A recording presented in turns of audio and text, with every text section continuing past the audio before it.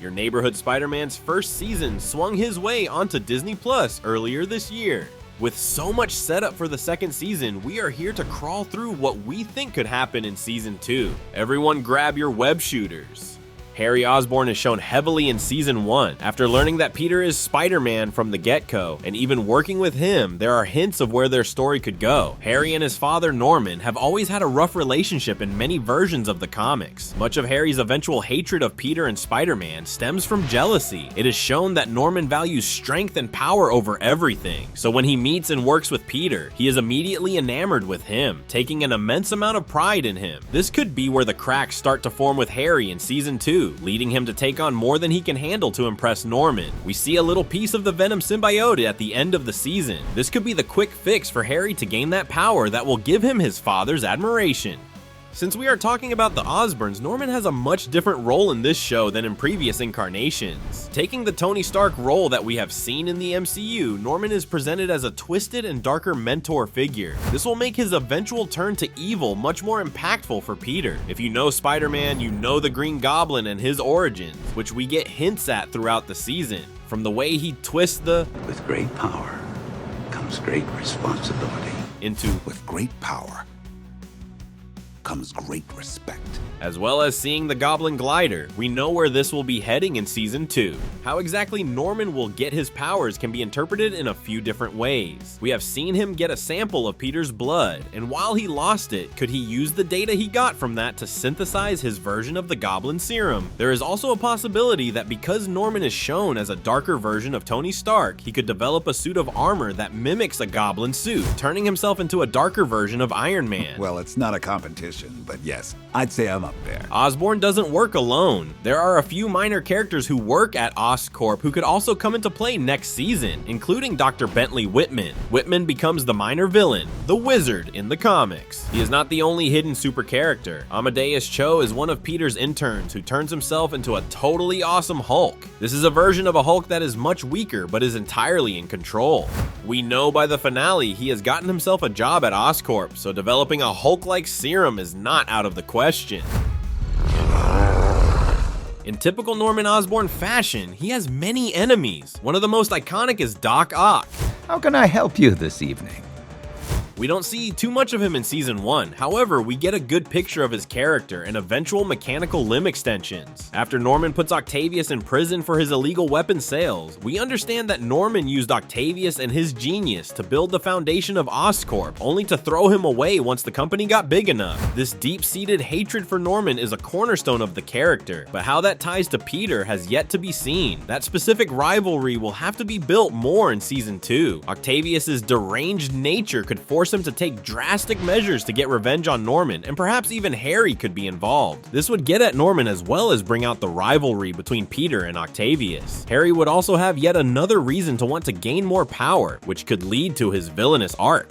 The final loose end turned shocking twist leading into season 2 was the reveal that Richard Parker, Peter's father, is in prison. I know you're not here for small talk.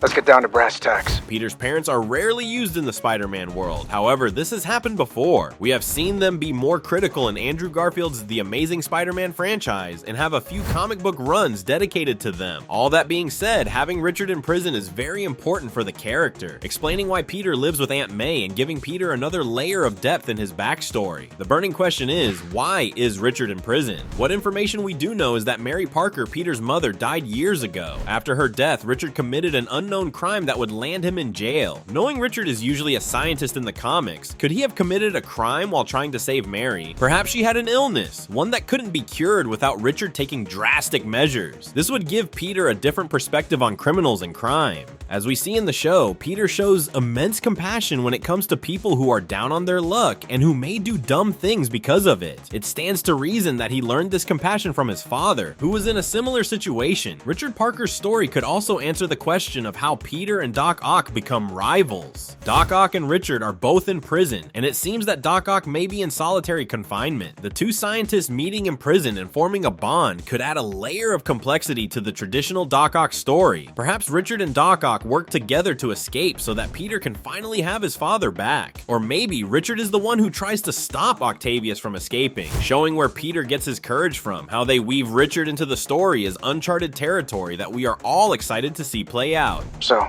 May, how's my son doing?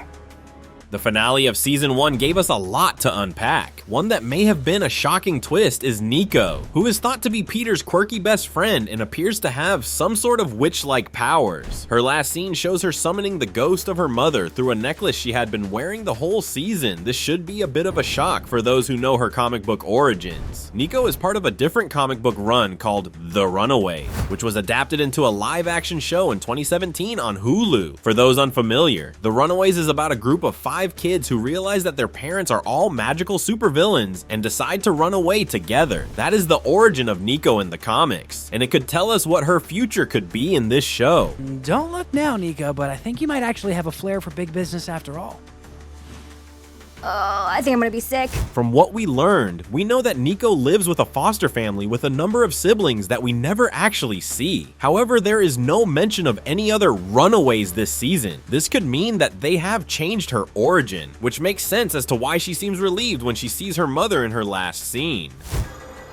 It's so good to see you again, Mom.